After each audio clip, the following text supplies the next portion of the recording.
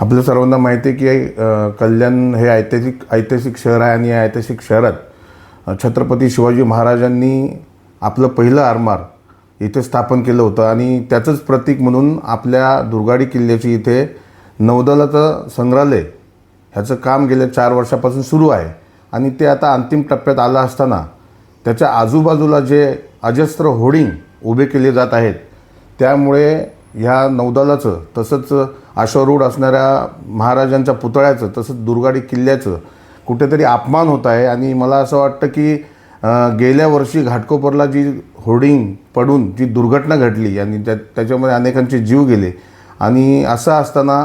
महाराजांचं स्मारक किंवा हे नौदलाचं संग्रहालय हे झाकळून ह्या होर्डिंगमुळे झाकळून जात आहे आणि उद्या जर कुठली अशी घटना घडली होर्डिंग पडून तर नागरिकांचा त्याच्यात नाहक जीव जाऊ शकतो. त्याची जबाबदारी कोण घेणार? म्हणून आमची काँग्रेस पक्षाच्या वतीने मागणी आहे की हे जे होर्डिंग आहेत हे कुठलीही परवानगी न घेता उभारलेले होर्डिंग आहेत आणि त्यामुळे लवकरात लवकर हे होर्डिंग हटवावे, अन्यथा काँग्रेस पक्षाच्या वतीने काँग्रेस कार्यकर्त्याच्या वतीने हे होर्डिंग पाडून टाकण्याचं काम आम्ही करू.